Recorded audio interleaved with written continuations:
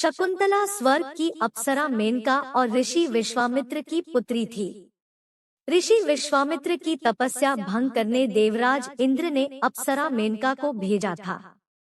मेनका ने अपने रूप और यौवन से ऋषि विश्वामित्र की तपस्या भंग कर दी और दोनों के संसर्ग से शकुंतला का जन्म हुआ। जन्म उपरांत ही मेनका ने शकुंतला का त्याग कर उसे वन में छोड़ दिया।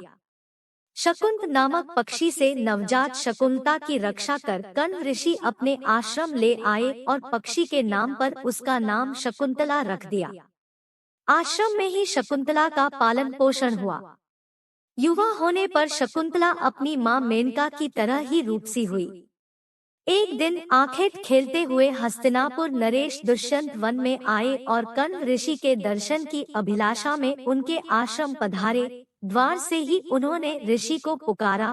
पुकार सुनकर शकुंतला बाहर आई। शकुंतला के रूप को देखकर राजा दुष्यंत मुग्ध हो गए। शकुंतला ने उन्हें बताया कि कण्व ऋषि तीर्थ यात्रा पर गए हैं।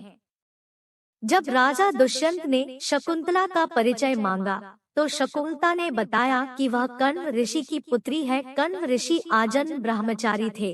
अतः शकुंतला का परिचय सुन राजा दुष्यंत आश्चर्य में पड़ गए। तब शकुंतला ने अपने जन्म और त्याग की कथा का वर्णन करते हुए बताया कि वह कण्व ऋषि की दत्तक पुत्री है। शकुंतला को देखते ही राजा दुष्यंत उस पर मोहित हो गए और उसके प्रेम में पड़ गए। इधर शकुंतला ने भी उन्हें अपना हृदय अर्पित कर दिया। इसलिए जब राजा ने उसके समक्ष विवाह प्रस्ताव रखा तो उसने स्वीकार कर लिया। वन में ही दोनों का गंधर्व विवाह हुआ। विवाह के उपरांत कुछ समय तक राजा दुष्यंत शकुंतला के साथ आश्रम में ही रहे, किंतु राजपाट के दायित्व के कारण उन्हें राजमहल लौटना था। उन्होंने शकुंतला को वचन दिया कि कण्व ऋषि के लौटने पर वह उसे विदा कर महल ले जाएंगे। प्रेम के प्रतीक स्वरूप उन्होंने शकुंतला को स्वर्ण मुद्रिका प्रदान की और हस्तिनापुर लौट गए। इस बीच एक दिन कण्व ऋषि के आश्रम में दुर्वासा ऋषि पधारे और पुकार लगाई। राजा दुष्यंत के विचारों में खोई शकुंतला उनकी पुकार सुन नहीं पाई, जिसे दुर्वासा ऋषि ने अपना अपमान समझ लिया और शकुंतला को श्राप दे दिया कि जिस किसी के ध्यान में लीन होकर तूने मेरा अपमान किया है वह तुझे भूल जाएगा।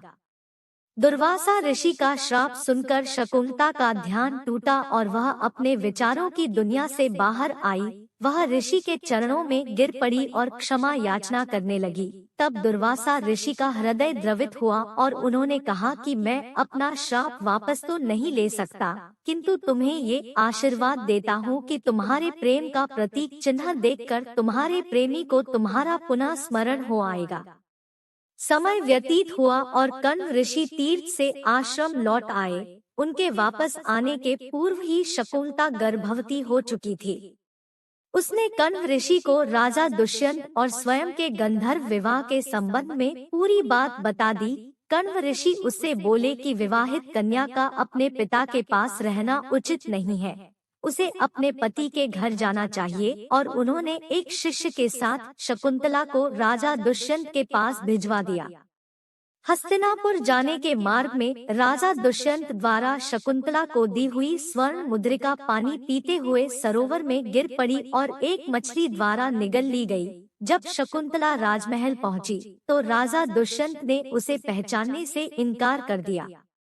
दुर्वासा ऋषि के श्राप के प्रभाव के कारण राजा दुष्यंत उसे भूल गए थे। उसी समय स्वर्ग से शकुंतला की माता मेनका आई और उसे अपने साथ ले गई।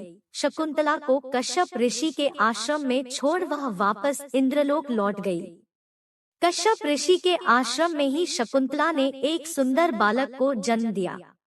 इधर शकुंतला को भूल चुके राजा दुष्यंत को एक दिन एक मछुआरे ने एक स्वर्ण मुद्रिका लाकर दी।